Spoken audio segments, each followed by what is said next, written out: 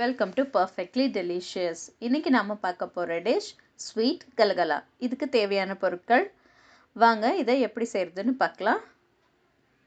ஒரு பெரிய பவுலில் 1 கப் அளவுக்கு மைதா மாவு சேர்த்துக்கிறேன். நீங்கள் இங்கே மைதாக்கு பதிலாக கோதுமை மாவும் சேர்த்து செய்யலாம். கூடவே 1/4 கப் அளவுக்கு பொடி பண்ண சர்க்கரை, 1 சிட்டிகை உப்பு, 1/4 டீஸ்பூனு ஏலக்காய் தூள், 1/2 டீஸ்பூன் இடித்த சோம்பு, 1 டேபிள் ஸ்பூன் நெய் சூடு பண்ணி சேர்த்துருக்கேன். இதை ஒரு வாட்டி நல்லா கலந்துக்கலாம்.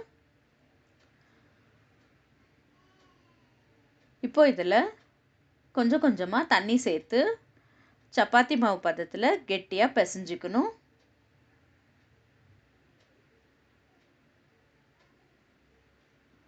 பாருங்கள், இப்படி நான் பிசைஞ்சு 10 நிமிஷம் இதை ஊற வச்சுருக்கேன்.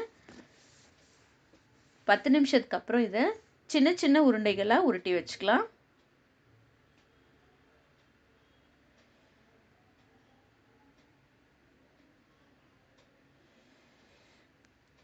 இப்படி உருட்டி வச்சின மாவில் ஒரு ஸ்பூன் இல்லை ஃபோர்க்கில் இப்படி ப்ரெஸ் பண்ணி தேய்ச்சி எடுத்து வச்சுக்கலாம். இப்போது ஸ்டவ் ஆன் பண்ணி ஒரு கடாயில் எண்ணெய் ஊற்றி சூடு பண்ணிக்கலாம்.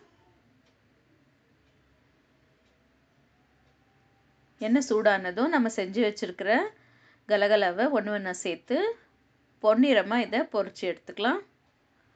எண்ணெய் மிதமான தீயிலே இருக்கிற மாதிரி பார்த்துக்கோங்க.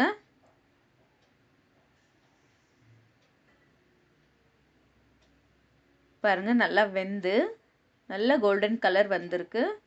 இப்போ இதை எண்ணெயெல்லாம் வடிச்சிட்டு ஒரு தட்டில் எடுத்து வச்சுக்கலாம்.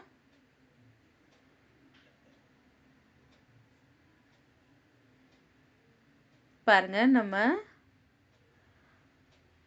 சுவையான இனிப்பு கலகலா ரெடி ஆயிடுச்சு.